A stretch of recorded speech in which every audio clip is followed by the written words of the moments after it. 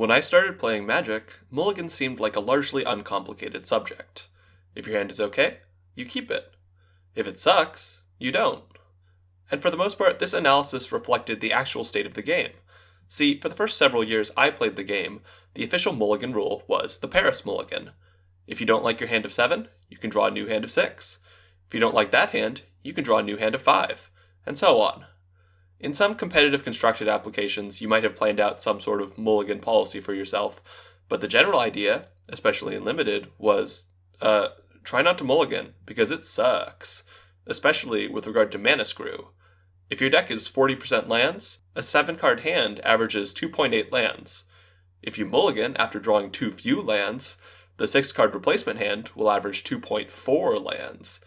God forbid you need to go to 5, because that hand will average 2 lands, and will have a greater probability of having 1 land than having 3 lands. Yikes. In addition, if there's a couple of pivotal cards in your deck, every mulligan you take means a turn later that you'll see one of those cards, meaning that your mid-game potential is compromised as well. However, this all changed in 2019.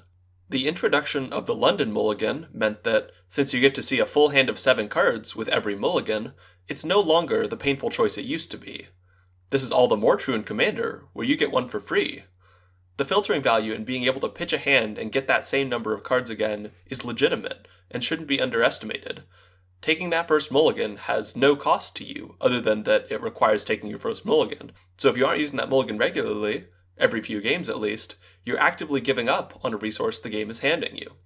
In addition, going down to 6 cards, or even to 5 cards, isn't that big a cost for a lot of decks.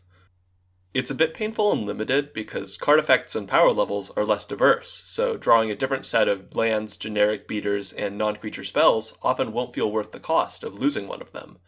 However, in Commander, cards vary wildly. Despite my personal wishes for the format, just about every deck runs a piece of fast mana that will dramatically warp its early turns, if drawn, and there are a number of other cards that will similarly have an outsized impact if drawn in the opening hand. Other low-cost ramp spells like Birds of Paradise, low-cost draw spells like Mystic Remora or Skullclamp, and high-impact creatures such as Professional Facebreaker or Academy Manufactor. A 6 or even 5 card hand with one of the deck's best cards will often be a lot better than your average 7 card hand. In addition, as I mentioned in my lands video, the existence of a commander creature means that decks will have a pre-selected card that's effectively in hand at all times. This means that when you mulligan, you know that whatever hand you draw will have access to that creature. As long as you like your commander, it's literally impossible for a hand to have access to no good cards. So, mulligans are a great tool, and developing your skill in something as superficially simple as saying yes or no to a given hand will generate you tons of advantage through additional free filtering in the long term. In addition, not only are there relevant decisions to be made during a given game, but the influence of mulligans on your decision-making process begins while you're still building your deck. We can see an indication of this immediately with the number of lands people choose to run in their decks. If everybody had to keep their first hand every time, I suspect that you'd see way more decks gravitating toward land counts in the low 40s, the range that maximizes the odds of a 3-land hand. But nah, if we draw too few lands, the cost of drawing a new hand is relatively low due to the previously mentioned factors, and the odds of drawing a workable hand within the first 3 drawn is pretty high. There are also people who adhere to this principle much more strongly than just absent-mindedly tossing 35 lands in all their decks. There's a particular person in my comments section who advocates a land count of around 28 for most lower curved decks, with the logic being that an aggressive mulligan policy can be employed to guarantee a high probability of drawing into enough lands to function. And let's consider that plan for a moment. A given hand in a deck with 28 lands will have a 36% chance of having 0 or 1 lands, a 33% chance of having 2 lands, and a 31% chance of having 3 or more lands.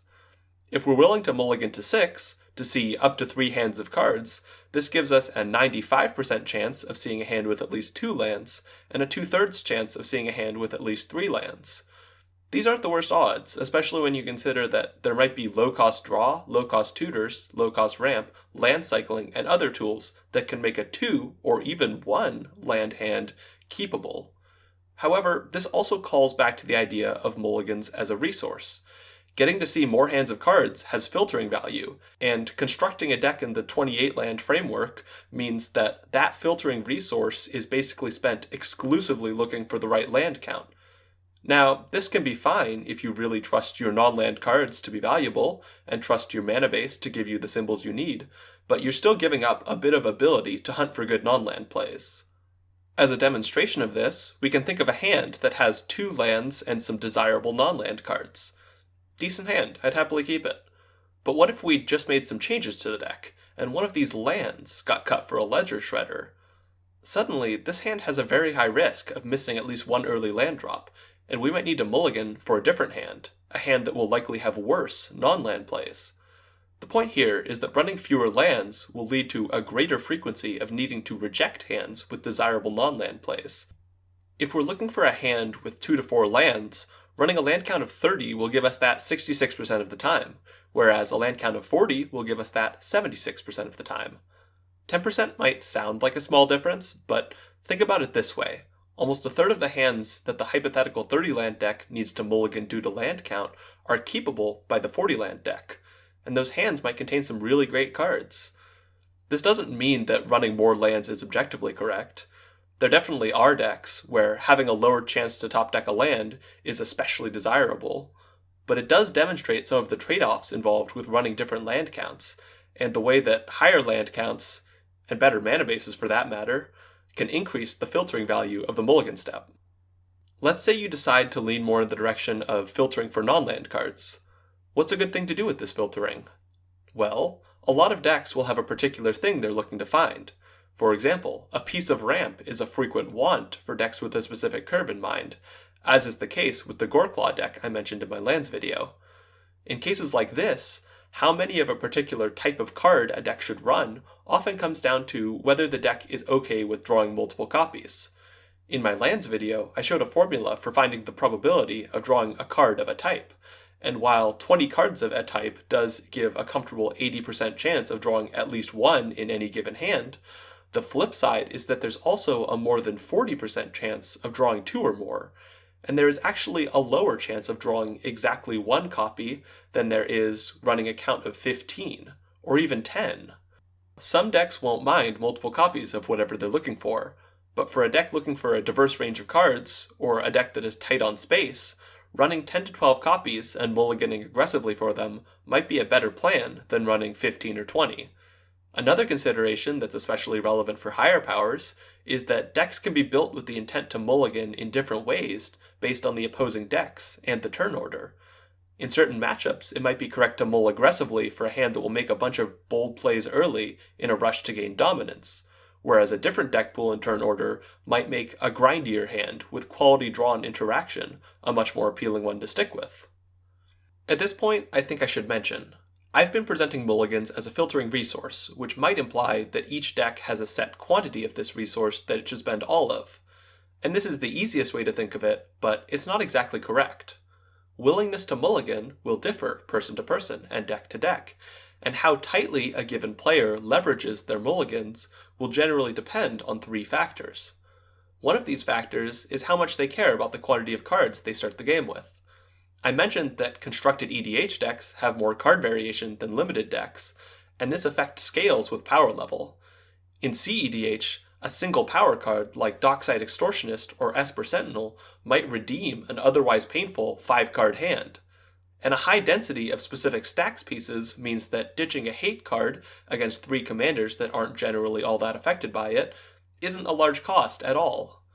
Another factor that will influence mulligan willingness is a player's risk tolerance, and this actually works in both directions. A player who wants to sit down at the table and have a game where they're guaranteed to do something might be willing to keep a slow hand rather than risking finding a worse one, and a different player could use the same reasoning to mulligan aggressively for a great hand because they don't trust their top decks. On the flip side, we can imagine daredevils of multiple stripes boldly keeping or mulliganing and believing in their deck to deliver them greatness. Ultimately, this factor is a matter of personal preference more than anything, and will mainly come down to what different people find fun. The final factor in determining mulligan willingness is how confident a player feels in their mulliganing skill.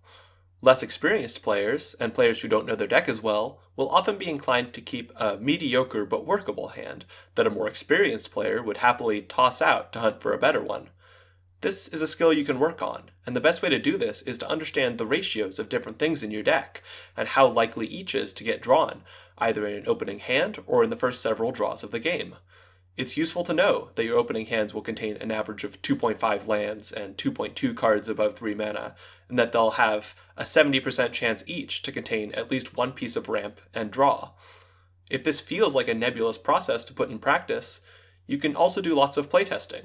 Draw opening hands, play out the first few turns, rinse and repeat. And actually, doing a combination of these two, pre-play analysis and playtesting, is the quickest way to build intuition as to how various deck building choices will turn into practical early game results. It's easy to see your library as a mystical black box, to deify it as an entity that will either bless you with wonderful cards or curse you with all the wrong stuff. But it's not that. The way the cards in your library turn into hands is predictable in a probabilistic sense, and getting a better feel for that will improve your ability to play your deck, both in the Mulligan phase and beyond.